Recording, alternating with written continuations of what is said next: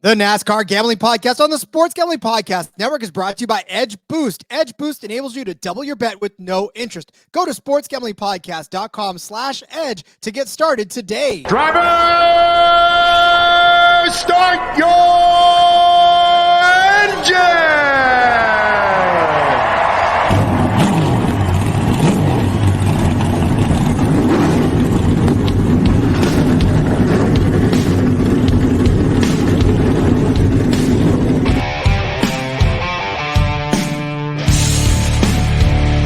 Strap in and pull those belts up tight as the Sports Gambling Podcast Network presents the NASCAR Gambling Podcast. I'll wreck my mom to win a championship. I'll wreck your mom to win a championship. With all the news and the best bets for your NASCAR weekend. It refrains me from not beating the out of you right now because you ask me stupid questions. But since I'm on probation, I suppose that's improper to say as well. If you could talk about racing things, we could talk about racing things. Now, here are your hosts, Rod Villagomez and Cody Zeeb.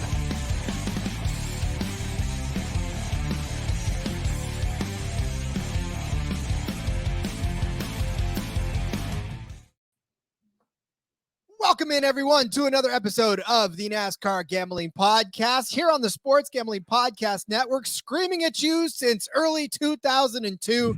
I am Rod Villagomez. He is Cody Zeeb. Welcome into the show. Cody, how much of the English language are we going to abuse today? Yeah, probably a lot of it. So if you don't like our abuse of the language, get the fuck out. Oh, just kidding.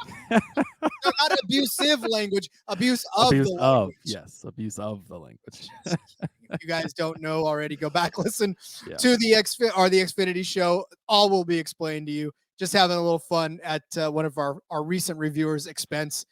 Because, you know, if you can't laugh at yourself, Cody, who the hell else can you laugh at? Exactly. Yeah, it's, you know, whatever. Of course, it comes the day after we read the extremely long, well thought out written review. Shout out to James for that, by the way. So yeah, we're gonna just go with James's events. I just think it's funny to say that either one of us has to. Well, I mean, you know, I know you're not a professional broadcaster, but you could put that past me. I wouldn't have known listening to you. But I mean, to work on my broadcast, I taught college classes on broadcasting skills. I'm going to guess that comment was directed towards me anyways, Rod. But, I doubt it. Either way, I mean, whatever. It don't bother me. So it's funny. I like to laugh at it and make fun of it. But I'll be sleeping just fine tonight. Well, 45 seconds is long enough to give that guy enough other oxygen. Let us move on because, of course, we are heading to Sonoma. I am actually literally. Rod is heading there. Yes, my vehicle will be heading towards Sonoma on Sunday morning, which bright and early. I plan on getting there before the wine wakes up, and I'm thinking that I'm probably going to try to put at least 1 or 2 gallons down by the time the green flag waves. And we'll see where we go from there. But yeah, I'm definitely excited to be at that race.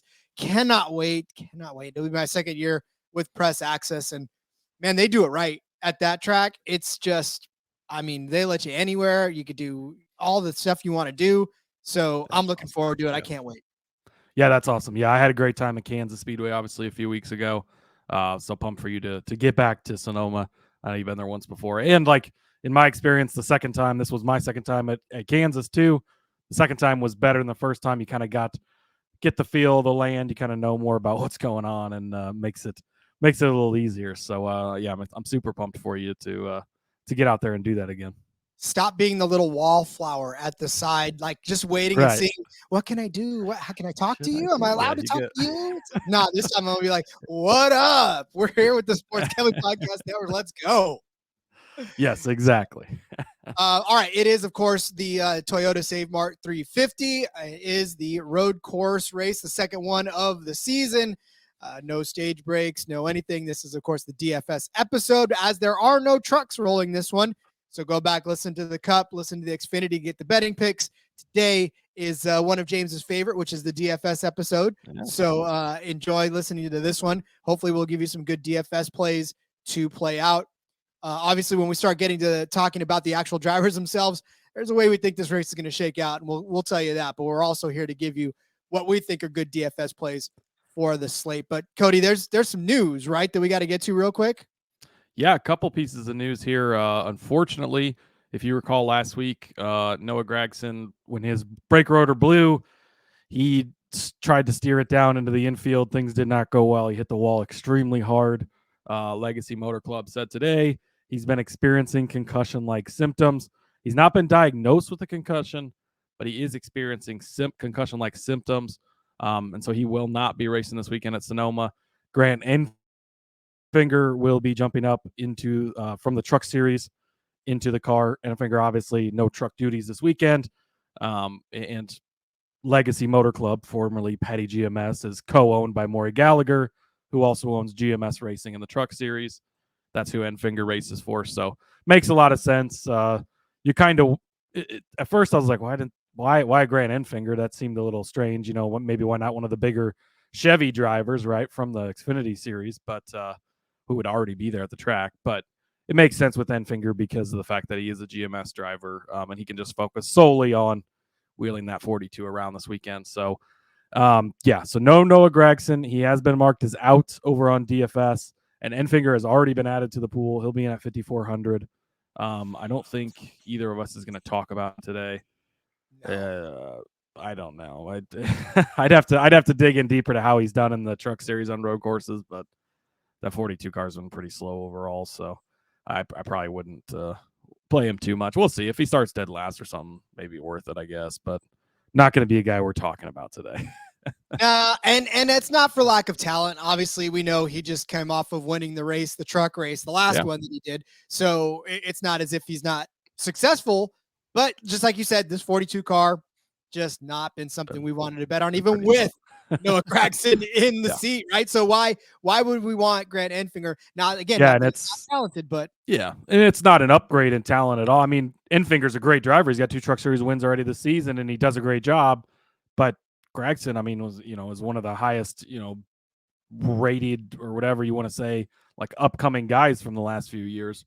You haven't been able to tell so far because they've been so slow, but that's not really been Noah's fault. I don't think it's just the equipment. I mean, we all know how talented Noah is, watching him last couple of seasons in Xfinity. Well, I think it's safe to say, Cody, that this would not be our Edge Double Down boost if we were to play this in DFS at all. But we will give you what our favorite Edge Double Down would be on DFS later on in the show. But let's talk to you a little bit about EdgeBoost. This show is supported, and this episode in particular is supported by EdgeBoost. EdgeBoost is the world's first bet now, pay later Visa card. Edge is currently offering up to $2,500 in betting advances. Can't even tell you. It's going to be an extremely valuable tool for you. Imagine what you can do with an increased bankroll. I think a lot of us can imagine what we would do with an increased bankroll. Get down on some of your favorite futures without tying up your bankroll for months. Tune in next week. We'll give you plenty of opportunities to throw that futures money around as we take a break in the middle of the season to talk about the NASCAR futures or double down on a favorite bet you like. You can even create an awesome middle or even hedge with as well. EdgeBoost, it's not some sleazy loan shark. They don't charge any interest. That's zero interest. You know a way that you can access more money to place on your favorite bets without paying any interest? I don't. Maybe you do, but I know we both do now. It's called EdgeBoost. EdgeBoost can also be part of a responsible gambling plan, as you can set up daily, weekly, monthly limits across all of your betting accounts in one place. And let's face it, we all want to be responsible gamblers, so make sure you're one. So please support SGPN. Grow your bankroll by going to sportsgamblingpodcast.com/edge. That's sportsgamblingpodcast.com/edge to sign up. Must be 21 years or older to use. Problem gambling, call 1-800-GAMBLER. Yeah, it's EdgeBoost. Like, get signed up now, because next week is going to be the perfect week for us to talk a lot of EdgeBoost. All 3 series are off, right? So, but we're not off. We're going to still be here. Still got plenty of shows. We got a ton of stuff in the works for you guys. It's going to be a fun week, but we can look at futures. There's been futures bets out there for all 3 series kind of all year long. They've just adjusted stuff every week. IndyCar's racing, F1's racing. We're going to still have motorsports to talk about, to bet on. And our 200th episode's coming up, Rod. So I don't know if some of you guys were around for our 100th episode. We had a pretty fun one there. Since it falls on an off week and we kind of have the time, might have to make like to make number 200 pretty fun as well. So stay tuned for that. 200, Cody. You know that most podcasters don't even make it to 100 episodes. Like, was it like 7 or 5 is like a lot of like a certain percentage don't even make it past that, and if you do, that's already considered a success. It does feel like we've gotten to 200 very fast. Obviously, we do 5 a week now, so that helps speed up the process. But I can't believe we've almost done 200 episodes. That's insane. When you reached out to me right before the season last year, I almost said no to this because I was like, I'm not a public speaker. Like, I'd never done anything like this, and I'm like, I don't know if this guy just got a little drunk and he's just, maybe he typed in the wrong name. I don't know what's going on here, but boy, sure. Looking back, sure, I'm glad that it worked out since we're almost to 200, which is crazy. And again, without all of you listeners, it wouldn't be possible. So we appreciate everyone's support. We appreciate your kind comments. Fuck you if you leave a bad review. We don't like you, but for every bad review, we get a lot of good reviews. So we appreciate those much more. Hey, I mean, there's a billion people in the world. Somebody's bound to not like what we do. But joke's on you, Cody, because I typed in Brody Zeeb, and you're right, I was drunk. And yeah, and look where we are now. So I guess now here we are. Out, right? Sorry, Brody. Didn't mean to take you away from all of this glory. That's funny. All right. Well, one other piece of news, real quick, too. NASCAR is making some more changes to the next gen. Obviously, now here we are with another driver, possible concussion issues. Again, not officially diagnosed with a concussion, but concussion-like symptoms. So they've been studying if you remember the Kyle Larson, Ryan Preece wreck, was that at Talladega, I believe it was. That really bad impact. That was hard. Both drivers were pretty shaken up after that. They took both of those cars, or what was left of those cars, which wasn't a ton, back to the R&D center, and they've been working on recreating the incident and looking at everything. So they kind of completed that. So they're making several. This is from Bob Pockris, of course. That's where we get all our news. Making several changes to the next-gen front bumper, front clip, and center clip, softening the front clip and front struts.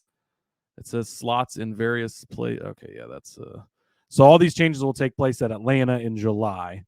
They did a crash reconstruction test of the 541 wreck. The 541 wreck had the 5 at a 55-degree angle and the 41 going 59 miles an hour faster. So they crashed a car at 59 miles an hour into a car sitting at a 55-degree angle to test these changes. And there is a pretty cool video. I'm trying to see. Did I see that? Yeah, it was here on Bob's. I'll share this in the Discord, but it shows like what the whole reconstruction looks like. And you can see like from the inside how everything folds up. Pretty cool looking video. So I will share that over in the SGPN Discord, which shout out. We've had quite a few people join that here recently. Had a couple of people hit me up this week. How do you get into the Discord? That community just continues to grow. So pretty awesome over there. But yeah, again, NASCAR still continuing to be proactive on the safety front, right? That's their number one concern always, I would say. And so they're continuing to make changes and try and make these cars better and better. And that's how we learn, right? Something happens. Same thing with like the Ryan Newman wreck at Daytona a few years ago. Ended up adding more bars. I think after the Joey Logano, Bubba Wallace incident where I think it was Joey landed on Bubba or Bubba landed on Joey, one or the other. Ended up making some big major changes after that as well. And so, yeah, just continues to get safer and continue to learn with this new car. How'd you like it if you were sitting at your desk and all of a sudden somebody says, "Hey, today we're going to go crash cars. Come on, go." That's what we're doing today. That's such a fun job. Like, can you imagine being like, I always look at that and I'm like, oh, look at all that money. Like I think of my car payment and I'm like, oh, just crashing it like that. But that's how they got to do it, right? But that would be a pretty fun job to go out there and just be crashing cars. Yeah. Today, your job is to take this car, put it at a 55-degree angle, and we're just going to run this thing straight into it at 59 miles an hour. Cool? Yeah. Ready? Yeah, don't miscalculate because if you don't get things right the first time, it's hard to redo that. Yeah. Go get the next car. You put it at 53.5. We want it at 54 degrees. So yeah, that's better double. Right. Keep measure twice. Once, measure twice, crash once is what it is. Maybe measure 10 times and then crash once. Yeah. I love it. All right. Well, speaking of crashing, I don't know that there'll be a ton this week, obviously, on this road. We don't necessarily see, and even if we do, obviously, the local cautions are a thing here on this track. There's very rarely any full track cautions, especially on this race in particular. Now there's no stage break, so who knows if we'll see any cautions whatsoever, especially full course cautions, which is going to lead to some strung out race. It's going to lead to you needing to lock down a leader for this race for sure, and make sure you hit on some of these guys farther back in the pack, because I mean this may turn into a quite follow the leader type thing if it really does get strung out the way we're thinking it's going to. Yeah, absolutely. And yeah, it's going to be interesting. I think probably of all of the road courses, I would say this is the one that's most likely to not have a caution, just based on kind of the history of caution flags here. So it would be insane to see an entire race with no caution flags. I don't know that we'll get that far, but there's obviously no built-in stage cautions, as we talked about earlier this week on the betting episode, and so it's going to be free go, and we could get to the point where somebody is just leading a majority of this race, and if that happens, DFS wise, you're going to need to have that person. It's only 110 laps. We talk about this on road courses usually when we come to these.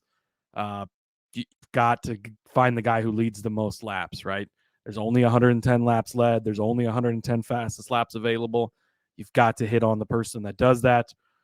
Place differential is huge here as well, but so is finishing position.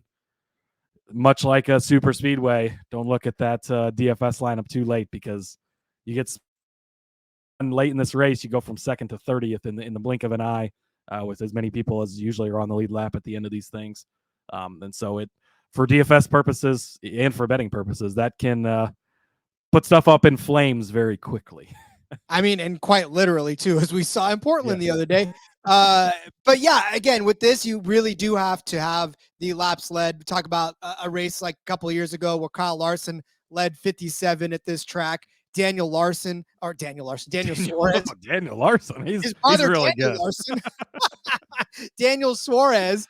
My mouth getting ahead of me. This is the abuse of the English language. Led 47 as well in this. So yeah, I mean, not very many laps outside of that can be led. Obviously, back to the 110 lap configuration, like you said earlier, they took the chute out. So now we're running 110 laps instead. Yep. But yeah, and like last year, I mean, Larson was on the pole, drop of the green flag, and he led until the pit strategy thing, and then Suarez took the lead, and that was it. I mean, once Suarez got to the lead, he never looked back. There wasn't a ton of passing, and Elliott and Larson were both very fast early, but there wasn't passing for the lead. It was just follow the leader type of thing, and I really have a feeling that's probably a lot of what we're going to see this weekend. It is a lot of follow the leader up front, and one person's going to get out front, and whoever that person is going to rack up those dominator points, as they like to say. It may be a boring race, but something that is not boring is fantasy football. If you're listening to this show, you know you love you some fantasy anything, fantasy football, fantasy NASCAR, hockey, badminton. I don't care what it is. You probably want to play it. I know Cody has already got like 15 gazillion Underdog fantasy best ball matchups out there, right? Yes, that's pretty accurate, in addition to my 8,000 other fantasy football teams. Yeah, well, that's the true. Yeah, he's loading up on all fantasy. I got Underdog. Yes, Underdog is the way to go. But he's definitely got Underdog fantasy. And why am I preaching this? Well, we're brought to you by Underdog Fantasy. Best Ball Mania 4 is here. Underdog Fantasy is giving away $15 million in prizes. How can you not go and get on to part of that? And I'm yelling at you for a reason. Plus, plenty of ways to win in the NBA, NHL, and MLB with all of their player props. How do you get in? Head over now to UnderdogFantasy.com. Use that promo code SGPN for a 100% deposit bonus up to $100. I'm so excited. I can't even get the readout. That's UnderdogFantasy.com. Promo code SGPN. We really need to get some NASCAR on Underdog. We need to hit some back channels with that and get that going. I love their platform's awesome. Like you said, I play a ton of best ball over there, and yeah, it's a great place to play. So we need some NASCAR on Underdog. We have to get to work on that. I think I'm gonna have to write my congressman. Dear Congressman, let's get some Underdog NASCAR, shall we? All right. Well, what we do have is DFS in NASCAR, which is what we are here to talk about today. And obviously, let's just get this right out of the chute, right? Wait. I want to do this part. Ready? Oh, go ahead. Just put 1 unit on Kyle Larson, Tyler Reddick, and Chase Elliott, and yeah, that's it.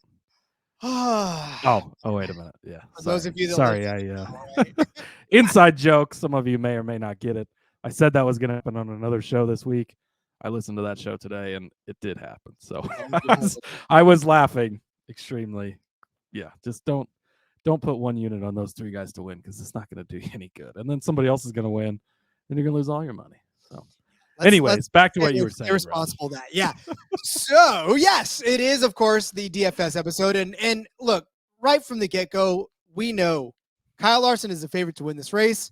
Kyle Larson has sat on the pole 5 seasons in a row here. He has won this race already. He is a road course guy through and through. Whatever you put him in, he was on pace to be one of the favorites to win this last year. Probably could have won this last year were it not for strategy and a big loose wheel at the end. So Kyle Larson, if there was any sort of chalk color whatsoever, he would be the chalkiest of chalk. So you're going to have to play him. You're going to have to put him in some of your lineups. Obviously, we're going to give you a couple more people to consider as well. Throw both of them in, differentiate how you can.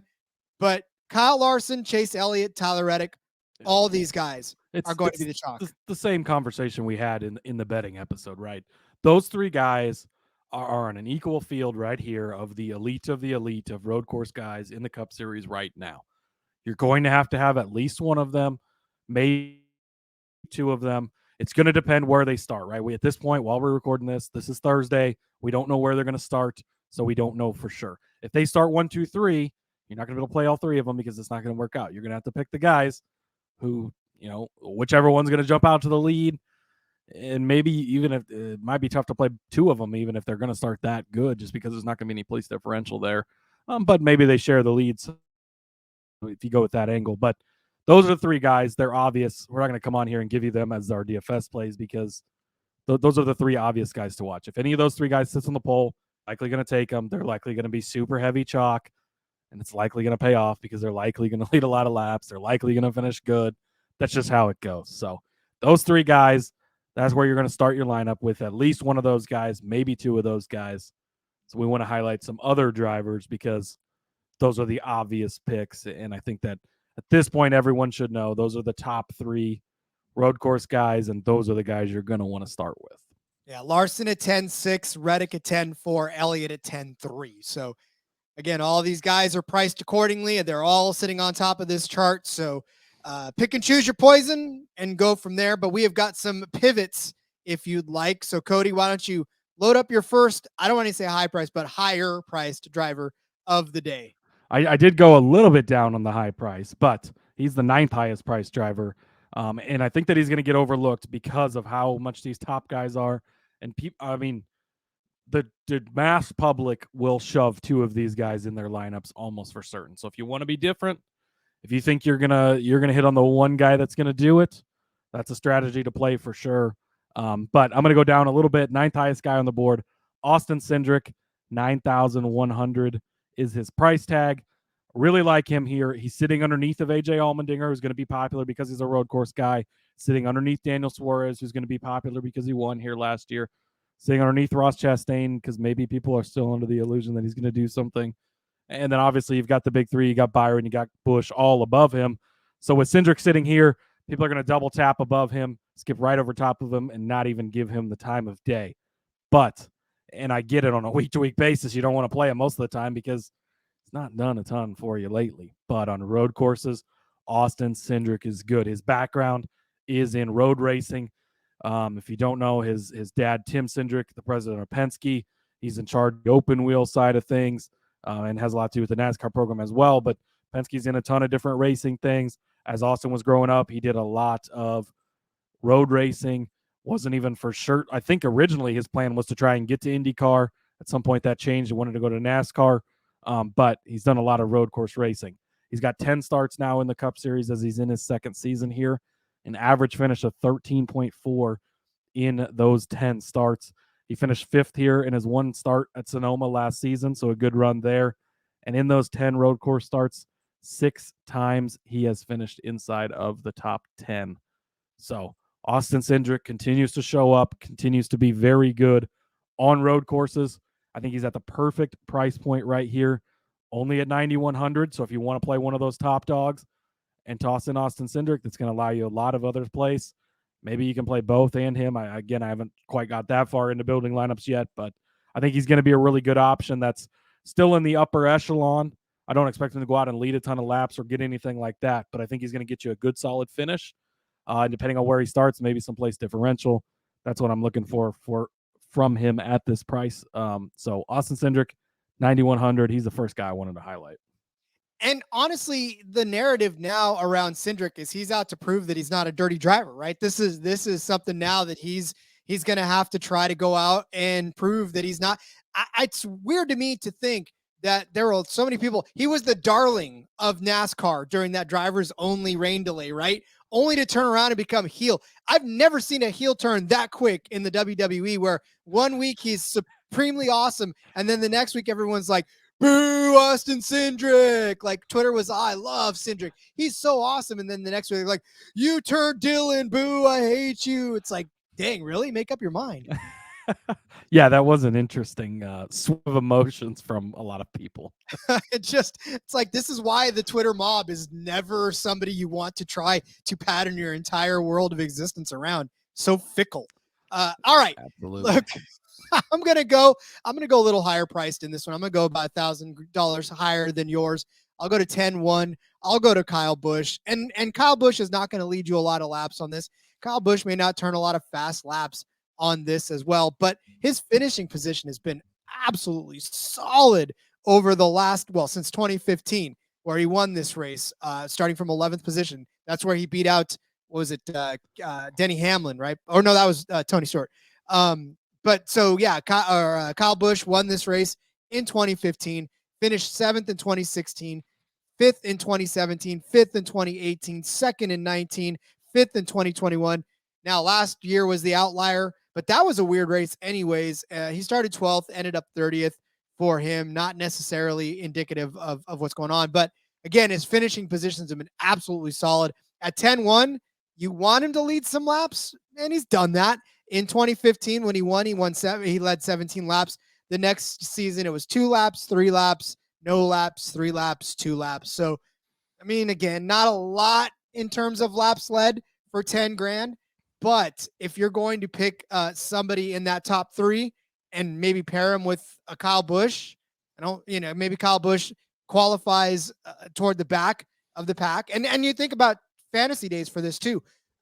Pardon me. I have a rough time talking this week. Maybe I'm just excited about Sonoma. Maybe if you stop screaming so much, your throat wouldn't hurt so bad. Oh, that's what. So he started in 11th and then went to 1st, 8th to 7th, 4th to 5th, took a step back there, 9th to 5th, 7th to 2nd. There's some place differential points. They're not huge, but again, finishing position, Cody just said it. It's hard to get points on this track. So if you know somebody's going to finish top 5, right, with the upside of winning, then I think you take that chance at 10-1. And maybe this is a GPP play that you use should something catastrophic happen to Kyle Larson or Reddick or Elliott. And honestly, I mean, we talked about him on the betting episode as well, but I think that he does have the upside to lead laps. If he comes out and qualifies first, or if he can find a way to get to the front, he's going to be a hard guy to pass. It's not like he's just going to be out there riding, and these guys are so much better than him. He was hanging with Reddick, continued to give Reddick, he's got close to getting him a couple of times and all those overtimes at Coda to win that race. He finished 2nd place there. He's fast in that 8 car that won 3, was it 2 or 3? I think he won 2 road courses last season, 3 races, but 2 road courses. And so I think that Kyle Busch does have very, very high upside. And even if he doesn't do all that for you, he's likely going to get a good finish here. He should have a nice, solid day. And again, they could gamble if they want to, right? They've got 3 wins in the bank, so they are locked into the playoffs. They could take a gamble, get him out front. If he can get out there and hold people off, he could get fastest laps. He could get laps led. And so, yeah, I love Kyle Busch. I think he's a great play And again, at a nice price here at 10,100, he's close enough to those big three that if people are having to choose between Kyle Busch and Chase Elliott or Kyle Busch and Tyler Reddick, they're likely going to take Chase Elliott or Tyler Reddick and not Kyle Busch, which is going to leave him on the lower ownership side of things. And if he pans out correctly, could be a great day for you. I think that playoff thing goes a lot farther than many people realize. You can gamble from here on out. You're locked. I mean, you definitely are locked into the playoffs now. There's no intern telling you you really are locked into the playoffs. So yeah, it's not one win where you're not technically locked in, and they'll say you're locked in. This is you're really locked in now. Yeah. All right. Well, listen, we've already covered all of our bases as far as having to take breaks. Let's just go straight into our mid-tier drivers for this slate. Cody, who do you got? Boom. Next up for me, Christopher Buescher, 7,900. One of my favorite plays on the weekend right here. Love Chris Buescher. You go back to the start of the 2020 season. We've run 16 road course races since then. He is second place on the active driver list for average finish. It's Chase Elliott, who's only run 15 races because obviously he missed Coda, but Chase Elliott's like 6.6. It's absolutely insane. And then Chris Buescher is second place on that list, 11.1 average finish. He's got 8 top 10s in those 16 races, including 6 top 10s in a row on road courses. Rod, do you remember last year at Indy Road Course? He was on pit road, and his car was literally on fire in the middle of when Ford was having all of those. His car was on fire, in flames, and he finished in 10th place that day. Chris Buescher has a thing for road courses, and I feel it goes so underrated because he's not necessarily the guy that's leading a ton of laps like an Elliott or a Reddick or a Larson or always competing for the win, but he's always getting you top solid finishes. Only 7,900 for a guy who's finished in the top 10 6 times in a row at road courses, has the second best average finish over the last 2 seasons. That's pretty freaking good. Oh, by the way, he finished second place here last season to Daniel Suarez. So that's another bump in his category there. Love some Christopher Buescher this weekend. 7,900. Especially if he does not start well, then he's going to be almost locked for me if he's starting. There's a good chance if he starts in the top 10, that's where it's going to be. You're going to have to weigh it probably. But if he starts anywhere 11th or worse, he's almost for certain to be in my lineup just because his upside and the positive finishes that he continues to get at these road courses, even when his car is on fire, literally, it's been great from Chris Buescher. It's crazy to think that RFK, and we so dogged on so much last year, and we've talked about how it's time to turn our attention away from that because they've really been turning in solid performances. And normally it's been those two cars finishing close together. So I guess if you feel a Chris Buescher type of a week, then you might want to take a look at some Brad Keselowski as well at $7,700 too, right? I mean, they're right there. I don't know about that. I'm passing on Brad this week. I don't know. It is tough. It is tough. Him on road courses lately hasn't been kind. Yeah. Well, his last couple races have sort of been stickers for him, but not really his fault anyway. Yeah. So yeah, I think that is a good bet. All right. I am going to go for my next guy, and that's Michael McDowell. Fine NASCAR community. I will buy into the hype. I have heard so much Michael McDowell talk that taking him at $7,400 does not seem like a very bad idea. I know so many people have leaned on the fact that he finished third. It scares me how much he's getting hyped up this week. Gosh, it does. I almost feel like it's a trap, but I think this is one for DFS purposes I will take, because if you're going to roll him out in one of your lineups, you probably don't need the help. But $7,400, a little bit of investment. He finished third here last season, and look, I would tell you finishing third here is a great accomplishment, but then I would also tell you that 2 of the hottest cars had problems. Larson, Elliott, right? And in a race where Daniel Suarez wins, then it tells you there's some shenanigans in even there. If he finishes 5th, if those guys finish in 2nd, it's still a pretty solid day. It's true. But maybe, I mean, again, I don't know. It's like a one sample size out of his finishes before that: 21st, 30th, 24th, 34th, 39th, 14th, 21st, 25th, 28th, and then third. It's like, what? Where did that come from? But here's what I'll say. First time in the new car. It was first time in the next gen car, but also he started 4th that day. So that tells me he had speed out of the gate. So it wasn't an anomaly. Whereas the other ones that he started, 34th, 38th, 28th, 23rd, 20th, 16th, 22nd, 13th, 21st. So the fact that he was able to get out of the box fast then tells me that he was able to at least get it done on this track as well. So I don't know. Like I said, it's scary to trust Michael McDowell for much of anything, but I'll do it. Also, you got to look back at Coda too, where he started 20th and finished 12th on the only other road course that we've had this season. So not a bad showing that day either. He outlasted some pretty craziness in front of him to get that finish too. So it wasn't as if this was just a single file walk in the park. So if he qualifies well, I think he'll hang on to that position. Or if he qualifies mid-pack, I think he has the skill to navigate through and get some good finishes. Look at some of his last performances last week at Gateway. He had 47 points, started 29th, finished 9th, or 21st rather, finished 9th, 23 points the week before that, 23 the week before that. He's had 30th, 25th, 34, 47, 39. Pretty good points performances for Michael McDowell in fantasy. So I trust him. I mean, he's $7,400, which scares me a little bit, but I'm going to buy into the hype. So fine, the rest of NASCAR betting community. There's your Michael McDowell pick for the week. There you go. And if you look back at what he's done recently on road courses too, I mean, he had 4 top 8 finishes in 6 road courses last season. That's pretty solid. He led 14 laps at Watkins Glen, so that's nothing to shy away from too much. So there's a lot of hype in the betting community about him, which can go either way, right? It can be positive that everybody in the betting community is all over him and thinks he's going to have a good week.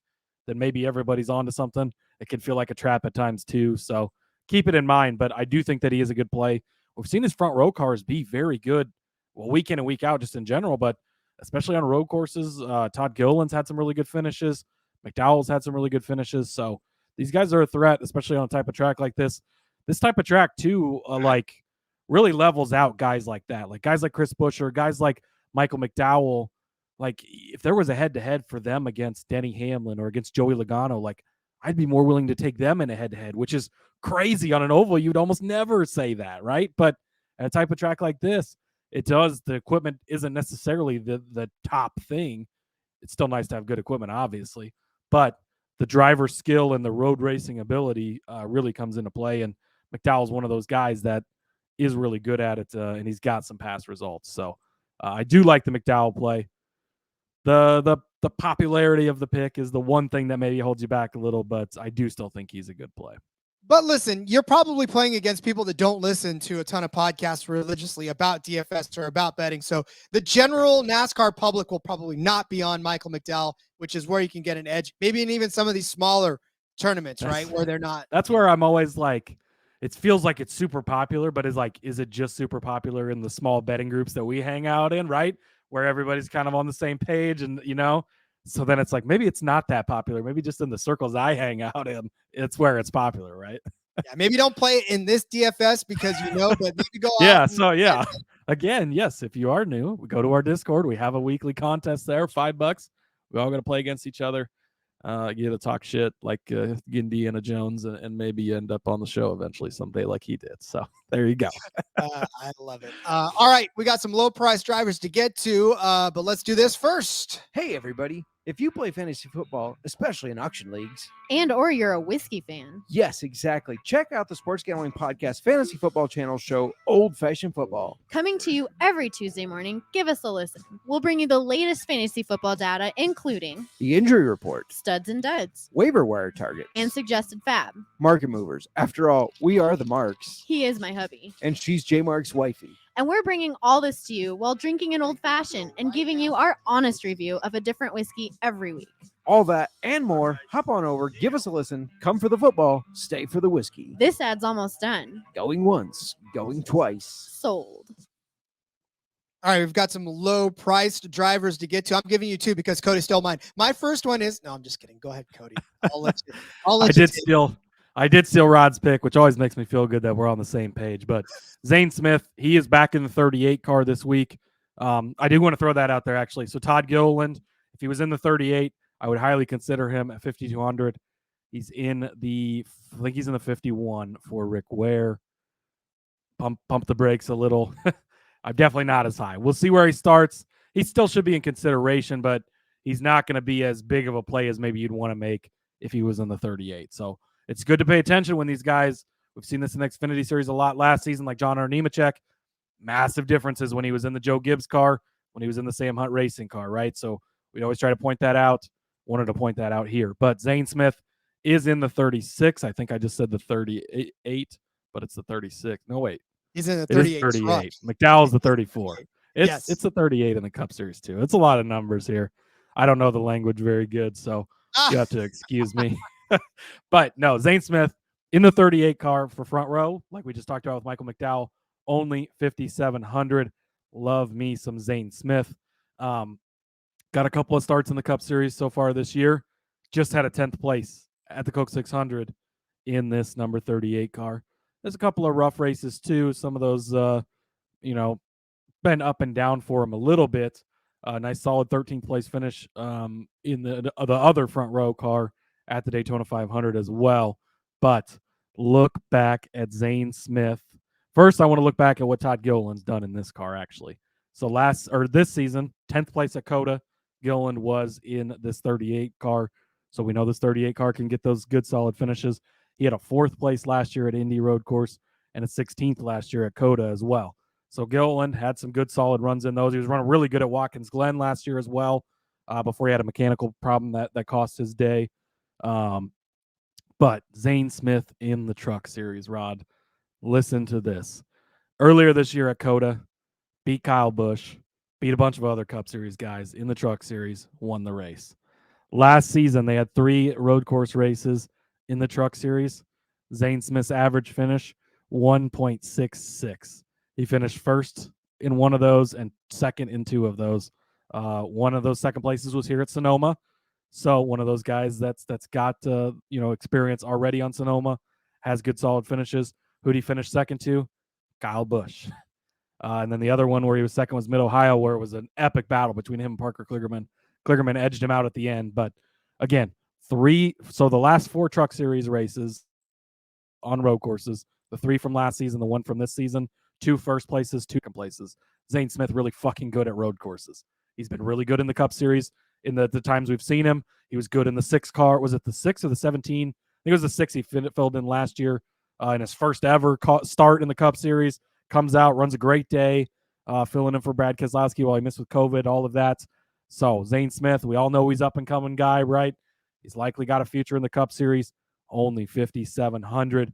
He is a guy that I absolutely love this weekend. Really, really good on road courses. I would not be at all shocked if Zane Smith ends up with a top 10 finish. In fact, I'm going to go look up those odds right now because that actually has just sparked my interest. Well, and I'll say this too about Zane Smith. He may not qualify well. I mean, it may be that he comes out and doesn't have a good qualifying session, puts him towards the back of the pack, and that's good for us because that means I think he's got the skill to pass a lot of these back marker guys to get around him. Again, we just talked about his ability to do very well in the Truck Series on road courses, but a lot of times those skills will translate, and it's just a matter of putting that together to a new car versus the truck. So if he can make passes, then we're definitely in for a good. It'll be hard to pass at the front. I mean, I guess that's kind of what we're trying to tell you as well, is when we talk about it'll be hard to make passes, it'll be hard to gain track position. That's toward the front. Toward the rear, a lot of these cars are all sort of bunched together back there anyways, and there will be a lot of passing, especially with pit cycles and how many pit strategy stops you want to make, 3, 4, 2, 1, right? You want to run hard compound tires or soft tires, I'm sorry, that's F1. But yeah, it's just a matter of what strategy you're going to go on. And for me, Zane Smith, I think, does have the ability to pass cars. So I'm going to give him the nod there too. Yeah, and so actually this even goes to my point even more. He's only plus 750 for a top 10 over on Barstool. I got Todd Gilliland last week at was that last week or was that 2 weeks ago? Might have been, I can't remember. I think that was last week at Gateway. Yeah, he was 14-1 for a top 10. Zane's only plus 750 this week. So those odds cut in half basically. Shows you how scared the books are that he could really get a top 10 finish. And so I think that that plays into my point of him being a good DFS play even more, because the books have even slashed the odds for that car almost in half to get a top 10 finish, because they know the car is capable. They know Zane's capable. And again, one of these things where we wondered, is Gilliland just this great of a driver? And I think that he is, but we've seen Zane jump in that car and be just as good. And it's like, okay, not only is Gilliland a good driver, not only is Zane a good driver, this is a good car as well. And I think we're going to continue to see that this week at Sonoma. I concur so much that I was going to put it on there, but you did instead. Yes. All right. I'll move up $200 and I'll go with Ricky Stenhouse Jr. He's $5,900. It's again, after the win at Daytona, it really just hasn't been much to write home about for Ricky Stenhouse. He's had a couple of good finishes in the mix, but one thing I was very encouraged by was his finish at COTA. He went from 18th place and finished 7th in that race as well. So it leads me to believe that in this car, at least he knows how to run a solid day at a road course. For him at Sonoma Raceway, not the greatest of track histories, even in the 47. In the 47, he's got a 37th place finish and a 25th place finish. But that 25th place finish last season was from a 32nd place start. So obviously 10 or almost 10 track places is okay. But where I'm really kind of going with this is that he is right now averaging 31.5 fantasy points per race, which at his $5,400 price or $5,900 price tag, that's close to, 4 times the what you're getting out of him. I don't know that you're going to get that much out of a lot of these other guys down here at the bottom. Bulicki, no. Ty Dillon, no. Gilliland, no. LaJoy, not on a road course, unfortunately. Harrison Burton, maybe at 5,500. Yeah, obviously we know Noah Gragson's not going to be in there. Zane Smith, we already made a case for, but then it's Ricky Stenhouse, right? Right above him is Austin Dillon at 6,100. I may think about that, but I would probably put the brakes on that one too quickly. So in that price range, to me, I just feel like Ricky Stenhouse has the most upside out of everybody to be able to return value on a DFS day. Again, if I read you all of his stats, it would not make for a very glamorous resume. But what I will say is that at DFS purposes, you're not looking for, especially out of these guys, you're just hoping they don't lose you points. And Ricky Stenhouse hasn't necessarily lost you very many points this season. I say as he lost you 11 points last week, but go back before that. That was the first time since was it Toyota Owners 400 that he lost you any points, and he's only done that twice this season. The rest of the time, 42 points at the Coke 600, 20 points at the Goodyear, 52 points at the Advent Health 400, 49 at the Geico 400, 44 at the NOCO 400, 58 at the Dirt Race, 48 at COTA. So you're starting to see what I'm talking about, right? He's putting together decent enough fantasy days to make it worth putting almost $6,000 on him as your low-priced guy this week. Over the last 19 road course races for Ricky Stenhouse, he has 2 finishes of 37th where he had troubles and ended the race early. 122nd place, and then, I guess 125th place finish. Every other finish in those 19, so 16 of those 19, has been 22nd or better, which when you're getting down to this low of a number, that's the type of consistency you want. Had some really good runs. Like you said, 7th place at COTA. Things have really we've talked about this multiple times. Things have been looking up so much lately for that 47 team since they won the Daytona 500. It makes such a difference to win a race like that. And even last week when he got you negative points, he was running in the top 10 late until the Austin show showed up and took him out in that where he got collected with Austin Dillon and Austin Cinder getting together. So unfortunately did not cash my top 10 bet, but that's okay. But no, yes, Ricky Stenhouse I think is a great call out. Again, so freaking cheap too. Why is he all the way down here at this price?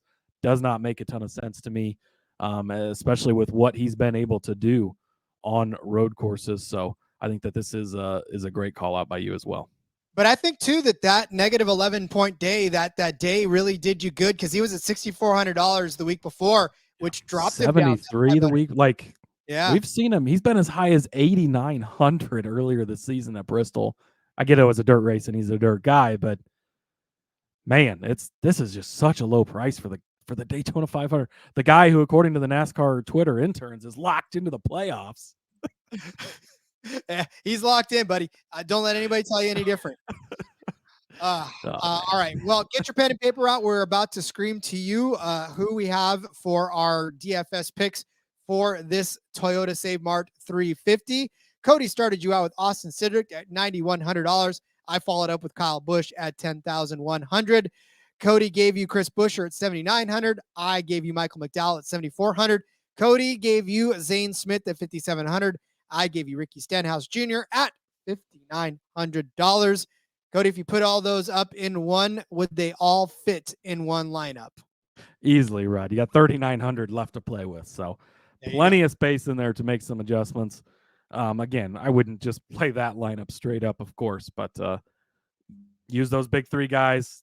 Again, it all depends on the starting order, but these are all guys that I think you can use in different ways, different forms. Again, if you're doing multiple lineups, get a little bit of each of these guys because they've all definitely got their upsides and their perks.